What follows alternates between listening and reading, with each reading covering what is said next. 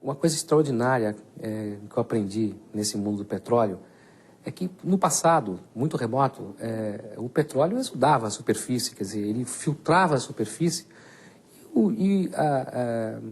dizem, Noé utilizou betumen para poder fazer a Arca de Noé, né? Betumen nada mais é do que petróleo. Há indícios de que certos templos gregos tinham exudação de gás, por exemplo, como o do oráculo de Delfos, em que a pitonisa de Delfos descia ao subsolo do templo e como lá havia emanação de, se não estou equivocado, de metano, ela entrava num barato e fazia profecias. Então, na origem do petróleo, você tem essa coisa extremamente curiosa de que a exudação, o petróleo foi usado, né, foi durante praticamente toda a história escrita do ser humano, toda a história registrada, há sempre menções a ele. Os egípcios usaram petróleo na pavimentação de estradas, embalsamento de mortos e também na construção das pirâmides. O betume era amplamente utilizado pelos fenícios na calafetação de embarcações. Os chineses foram pioneiros na perfuração de poços utilizando o bambu. Já os romanos o utilizavam na confecção de flechas incendiárias. Nas Américas, o petróleo era conhecido pelos índios pré-colombianos que o utilizavam para decorar e impermeabilizar potes de cerâmica. E Marco Polo tem relatos sobre as exudações de petróleo em Baku e na Pérsia Antiga. Nós convivemos com o petróleo há milhares de anos, mas é somente no final do século XIX, com uma utilização mais cotidiana, que ele se torna um bem de primeira necessidade. Curiosamente, o querosene é o primeiro marco da exploração do petróleo. A iluminação, a indústria da iluminação foi o grande primeiro impulsionador da indústria do petróleo. Todo mundo associa petróleo a transporte, a energia. Não, a primeira grande empresa capitalista de petróleo foi voltada para iluminação, para a produção de querosene. Após a primeira e a segunda revolução industrial, a vida nas cidades sofre grandes mudanças. E surge a necessidade de se aproveitar produtivamente todas as horas do dia. Iluminar a cidade para que as pessoas pudessem trabalhar em períodos mais prolongados passa a ser uma preocupação de empresários, não é? E as pessoas que vivem na cidade e que começam a ser contaminadas por essa coisa fascinante que é a modernização, não é? Elas também acham que é interessante esse negócio de ter luz, né? Iluminar a rua, iluminar a casa. A demanda por materiais combustíveis para a iluminação, já por volta de 1840 na Europa, tem um crescimento muito rápido. E os lampiões, né? Seja de acetileno, seja de formas de gás, etc., passam a ocupar todas as cidades importantes onde tem o desenvolvimento industrial. E então a demanda por petróleo começou a aparecer, mas ninguém ainda tinha levado essa demanda a ponto de começar a aprofundar a pesquisa. Foi nos Estados Unidos, então, é que esse tipo de demanda apareceu, principalmente por existirem reservas a olho nu. Pela primeira vez na Pensilvânia, Estados Unidos, é descoberto o petróleo em grande quantidade. Uma nova febre se instala em todo o país, a febre do ouro negro. A fim de obter o cobiçado óleo de pedra, muitos investem nessa empreitada. O grande marco inicial da exploração do petróleo nos Estados Unidos é 1859, quando o Coronel Drake, que era uma pessoa meio mitológica, encontra, digamos, utilizando tecnologia de perfuração de minas de sal, ele encontra o primeiro grande poço de petróleo na Pensilvânia. Isto só aconteceu em 1859, em Titusville, Pensilvânia, nos Estados Unidos, quando Irving Drake cavava um poço em uma região seca. Não sabia ele que estava dando início a uma nova era. Basta dizer que há apenas um século, seu emprego mais frequente era como purgativo. mas logo descobriram que ele era muito mais útil dentro dos motores do que no estômago delicado das criaturas humanas. Bem, mas não nos antecipemos. Aí aparece uma figura extraordinária nos Estados Unidos, que é o John D. Rockefeller, né? Que era um sujeito de uma extraordinária intuição e criou, eu diria, quase que o germe da primeira grande empresa multinacional. Há até uma história que é clássica. Ele queria incentivar o uso do querosene, porque se usava muito querosene para iluminação. Ele então chega em Pequim, o chinês usava apenas óleo de baleia, óleo de peixe, e ele distribuiu cerca de 500 mil lampiões a querosene, com um pouquinho de querosene para cada um. De graça, distribuiu aquilo tudo de graça em Pequim. E foi um sucesso. Só que quando acabou o querosene, o chinês não queria mais usar óleo de peixe. Aí teve que comprar querosene. Inaugura-se uma nova era no capitalismo moderno. A era da comercialização em larga escala. Pequenas empresas dão lugar a grandes corporações. A postura de Rockefeller, né, pioneira também no sentido empresarial, é a mais competente, é a mais eficiente. E não é à toa que a Standard Oil, por causa disso mesmo, foi comprando rapidamente aquele monte de pequenas empresas do sul dos Estados Unidos até o oeste, né, formando um enorme truste. Foi tão grande, né, a expansão da Standard Oil, que foi justamente a primeira lei antitruste surgiu por causa dela, né? Aliás, os grandes mecenas dos Estados Unidos estão vinculados ao petróleo, né? São Rockefeller, quem conhece Nova York sabe o quanto Rockefeller contribuiu para a vida cultural da cidade, com os grandes museus, a própria doação do terreno onde funciona a ONU hoje pertencia à família Rockefeller.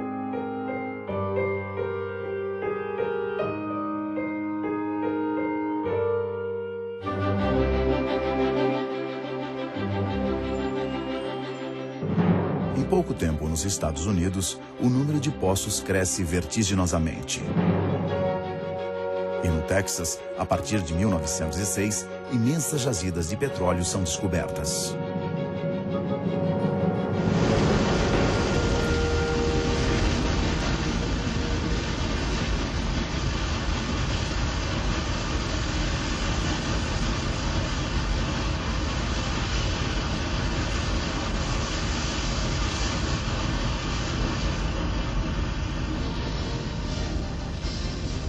Quando tomaram o Texas aos mexicanos, os norte-americanos nem imaginavam quanto que estavam lucrando. Quer dizer, já sabiam que era um imenso território onde dava para fazer, como se fez no início, né, toda uma produção agropecuária, né? Expandiram aquele monte de boiadas para todo lado, né? A riqueza agrária e agropecuária permitiu logo, né, as figuras dos cowboys, do Far West, né, criou toda uma mitologia em torno da conquista do Oeste. Mal sabiam eles quanta riqueza ainda havia por explorar ali embaixo. O petróleo, né, ao ser descoberto ali, ele permite formar mesmo, né, a transformação rápida do cowboy em magnata, né? On a little bitty no-count piece, only we had a run of luck. Only? Wow, a gusher come in last year. How wonderful. Right now, it's bringing in $1 million.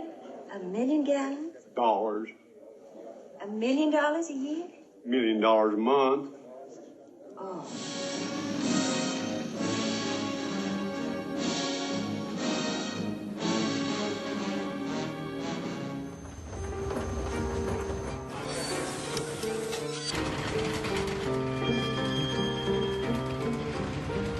No final do século XIX e início do século XX, a demanda por energia alcança níveis altíssimos.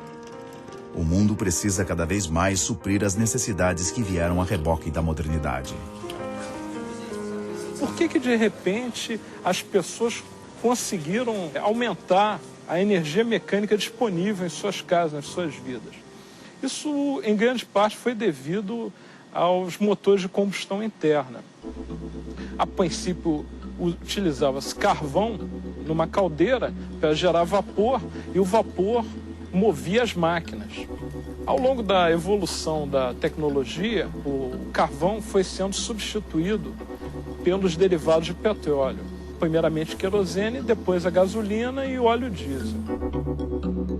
Estamos perante um exemplar de um motor diesel de 4 tempos, onde o combustível utilizado é óleo diesel e a combustão desse combustível é feita considerando o ar admitido, que após comprimido e aquecido, em contato com o combustível injetado, vai gerar uma reação de combustão, onde calor vai ser liberado e, consequentemente, nós vamos ter a realização de um trabalho mecânico, empurrando o pistão para baixo e, consequentemente, transferindo para o eixo de manivelas um esforço que vai poder ser aproveitado para um equipamento acoplado ao motor, que pode ser, por exemplo, uma transmissão de um automóvel, o acionamento de uma bomba d'água ou mesmo o acoplamento por um gerador para geração de energia elétrica. A invenção das máquinas de combustão interna, os motores de combustão interna, foi uma enorme revolução. Mudaram as formas de trabalho, mudaram as formas de morar, mudaram as formas de se locomover. Foi realmente uma grande revolução cujos efeitos funcionam até hoje. Muito maior até do que a revolução digital, que é feita, falado muito sobre como está mudando o ser humano, como está mudando a civilização, mas não, até nos últimos 20 anos mudou alguma coisa, mas não chegou nem perto do que a invenção dos motores de combustão interna mudou o modo que a humanidade funciona. O motor de combustão interna torna possível o surgimento do automóvel. A popularização do carro transforma a gasolina em um produto cada vez mais valioso. Em 1910, as vendas de gasolina excedem pela primeira vez as de querosene. A demanda pelo petróleo toma seu impulso definitivo. O mundo torna-se cada vez mais veloz. No começo, então, do século XX, discutia-se se aquela velocidade não iria ser problemática ao coração, se aquilo não iria trazer problemas visuais, porque o carro subia e descia. Já se andava em velocidade nos trens, mas o trem era estável, não tinha aquele saculejo do automóvel. Tinha roupas de automobilista. Tudo isso daí surge, e surge também, paralelamente, o marketing de vendas de automóveis. A Ford inicia a fabricação de carros em série. Em 1910, a Ford produz 34 mil automóveis e consegue vendê-los a preços populares, alavancando ainda mais o consumo do petróleo e impulsionando a cultura americana do automóvel. Naqueles primeiros anos, os automóveis existentes eram movidos tanto a petróleo, a gasolina, quanto a eletricidade.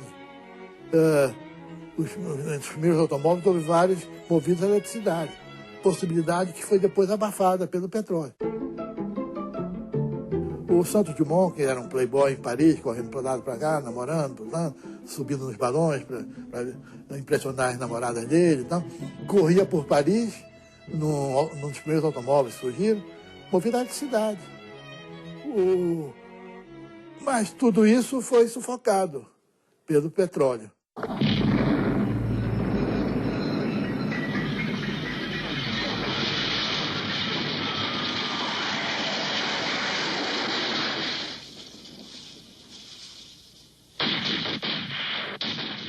Já no início do século XX, o petróleo passa a ser um motivo de disputa e guerra entre nações. O Oriente Médio desperta o interesse britânico devido às suas imensas jazidas. A descoberta de que o Oriente Médio era um mar de areia sobre um oceano de petróleo levou os ingleses a toda uma operação diplomática que, durante o período da Primeira Guerra Mundial, aproveitou-se do fato da necessidade de destruir o Império Turco, que já vinha em acelerada decadência desde o início do século XX, dentro de um jogo já de conseguir o controle das fontes petrolíferas do Oriente Médio.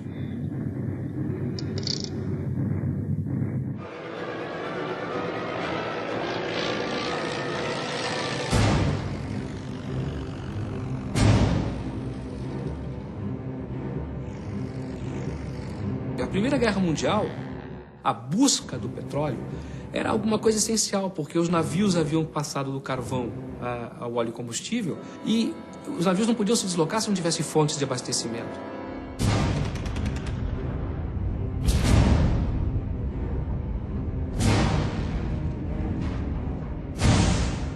Com a Primeira Guerra Mundial, né, você tem os Estados Unidos começando a se tornar uma potência hegemônica.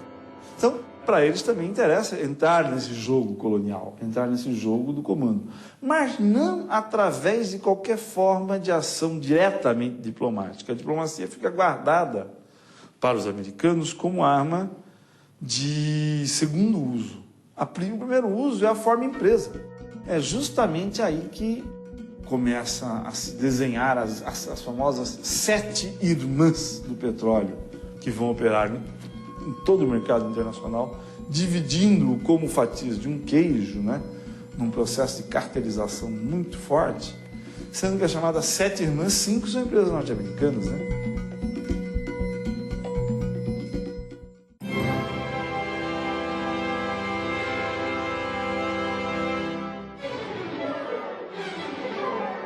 Alguns países julgam-se prejudicados na divisão das novas colônias. Explode a Segunda Guerra Mundial e a Alemanha sai em busca de algumas fatias do bolo das grandes nações.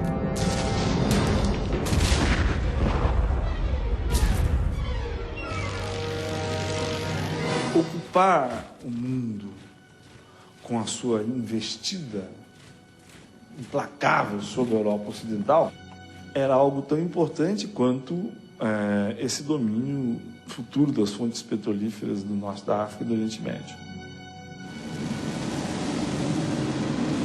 A Blitzkrieg, né, esse apanágio da expansão alemã violentamente rápida sobre a Europa, né, é, na verdade, uma blitzkrieg de derivados de petróleo, quer dizer, a velocidade dos tanques, dos caminhões, a mobilidade dos jipes, das lanchas, dos grandes navios, dos destroyers, enfim, é uma rede de motores, né, movidos a óleo fantástica que garante toda essa mobilidade enorme da Segunda Guerra Mundial, que todo mundo comenta, né? Quer dizer, a Primeira Guerra Mundial é uma guerra de trincheiras e ferrovias, e a Segunda Guerra Mundial é uma guerra de movimento, né, de grandes movimentos, enormes deslocamentos de tropas em pequeno espaço de tempo.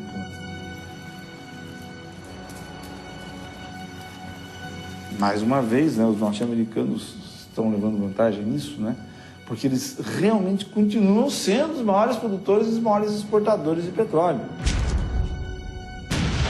Dissipada a fumaça levantada pela Segunda Guerra Mundial, restam duas superpotências: Estados Unidos da América e União Soviética. A União Soviética também tinha muito petróleo. A União Soviética tinha imensas jazidas de petróleo, imensas reservas, e soube aproveitar muito bem essa riqueza petrolífera, né? Isso foi muito importante para permitir que essa potência tão rapidamente emergente conseguisse fazer frente ao colosso norte-americano.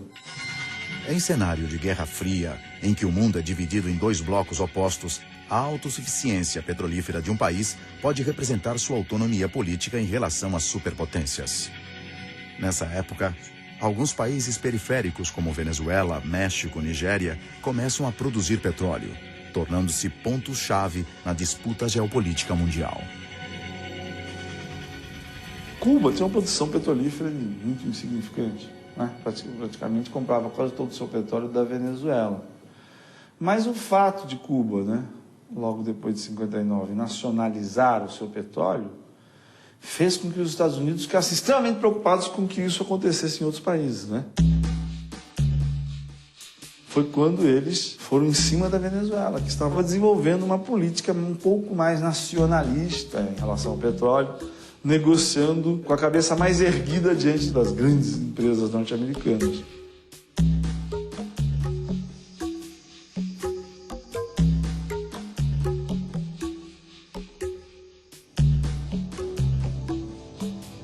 O sistema internacional do petróleo estava montado no esquema de quem é rico fica rico cada vez mais, quem é pobre que se dane, não é? Os países exportadores da área de concessão, que eram atrasados, que eram alguns miseráveis, tinham no seu subsolo uma riqueza que não era explorada em favor deles, que eram companhias estrangeiras que vinham lá, tiravam aquilo.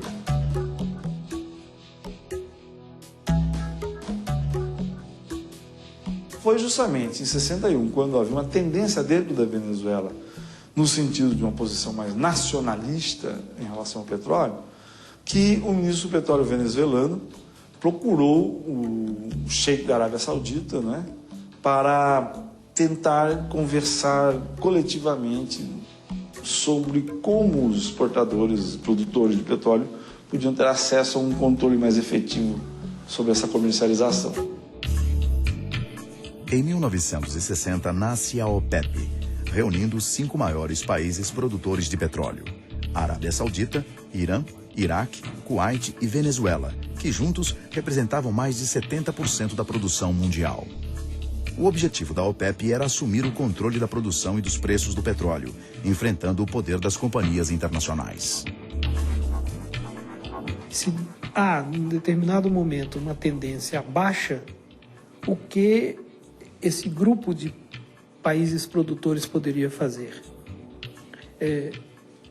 Diminuir a cota de produção de cada um dos seus países membros. Na década de 70, o Oriente Médio, onde se localizavam 2/3 das reservas mundiais de petróleo, torna-se uma região de conflitos, produzindo instabilidade e incertezas nos países importadores de petróleo. Em 1973, diante do agravamento do conflito árabe-israelense, a Organização dos Países Exportadores de Petróleo, sob a liderança da Arábia Saudita, resolve valer-se do momento político para subir muito mais alto o preço do barril.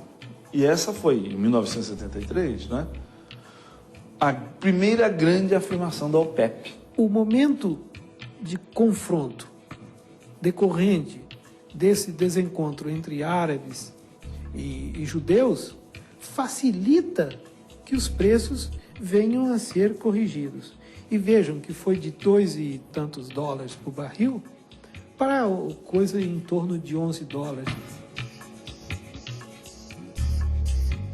Essa primeira crise importante de 73, ela ainda se deu num momento em que ainda havia uma grande liquidez internacional. Havia muita facilidade de empréstimos, havia muito dinheiro rolando. Mas justamente por isso, justamente por causa dela e das consequências dessa crise, a liquidez internacional foi diminuindo. No final da década de 70, essa liquidez internacional está baixa quando vem o segundo choque do petróleo, né? O segundo choque do petróleo também comandado pelo OPEP, 79.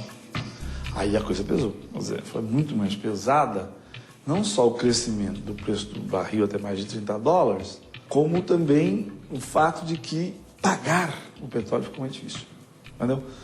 Houve muito mais endividamento. E aí a questão do petróleo e a questão das crises do petróleo passam a ser muito mais uma jogada financeira, né? Não é mais agora uma jogada política e de produção, é uma jogada financeira. O petróleo torna-se um produto fundamental no mercado especulativo internacional. As crises abalam os preços, a economia mundial e a vida cotidiana das pessoas. Bolsas de valores em vários países enfrentam dificuldades, mostrando na época uma dependência do suprimento dos países participantes da OPEP, principalmente da região do Oriente Médio. E depois veio o terceiro choque do petróleo, que aconteceu de certa forma com a invasão do Kuwait pelo Iraque, né? Que dessa vez talvez o impacto tenha sido menor, não só porque o mundo estava um pouco mais preparado para o golpe de uma nova instabilidade, mas o mundo aprendeu a se preparar também, né, para essas eventualidades.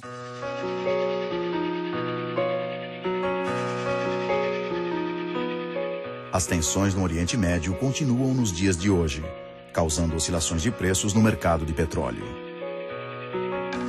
E o petróleo segue desempenhando um papel importante na economia mundial, redefinindo fronteiras e fazendo história.